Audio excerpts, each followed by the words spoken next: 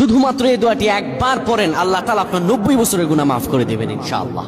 আপনার 90 বছরের গুনাহ মাফ হয়ে যাবে শুধুমাত্র এই দোয়াটি যদি একবার পড়তে পারেন। আপনার ভাগ্য খুলে যাবে, রিজিকে বরকত আসবে, মনের ন্যায় আশা পূরণ হবে, আল্লাহ আপনার সব দোয়া কবুল করে দিবেন। সুবহানাল্লাহি ওয়া বিহামদি। এত ফজিলত, এই দোয়াটা আপনারা শেয়ার করে দিবেন। এই যুবকেরা, আমল না করেও সওয়াব পাবা। তোমার একটি শেয়ারে, একটা বাটনে প্রেস করে তুমি সওয়াব পেয়ে যাবা। কারণ তুমি আমল না করো, অন্য কেউ যদি তোমার শেয়ারের বদৌলতে আমল করে সওয়াব তুমি পেয়ে যাবা। নবীজির হাদিস।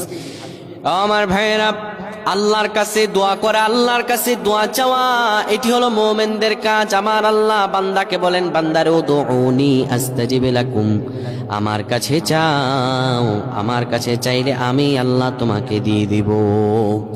কেউ যদি একবারে দোয়াটি পড়তে পারে, দোয়াটি হলো রব্বি ইন্নী যালামতু নাফসি ফাগফিরলি। কেউ যদি এই দোয়াটা একবার পড়তে পারে, আমার আল্লাহ তাআলা তার 90 বছরের গুনাহগুলো মাফ করবেন। কবিরা গুনাহ নয়, সেটি হলো সগীরা গুনাহ। সগীরা গুনাহ মাফ হবে। বলবেন হুজুর 90 বছর তো হয়নি, তাহলে গুনাহ মাফ হবে কি করে? আপনার যত বছর হয়েছে তত বছরের সগীরা গুনাহ মাফ হবে, আর বাদ বাকিটা কাউন্ট করে আপনার আমল নামায় নফল নামাজ, নফল আমলের সওয়াব আল্লাহ তাআলা আপনার আমল নামায় দিয়ে দিবেন। কিন্তু এটির ব্যাপারেও সহিহ সনদে তেমন কোনো গুরুত্ব আরোপ হয়নি, এটির ব্যাপারে তেমন কোনো উল্লেখিত সহিহ সনদ নেই। কিন্তু আমল করতে পারেন, যেহেতু এর অর্থ সুন্দর। আল্লাহ আমাদের কবুল করুক, পড়েন আমিন।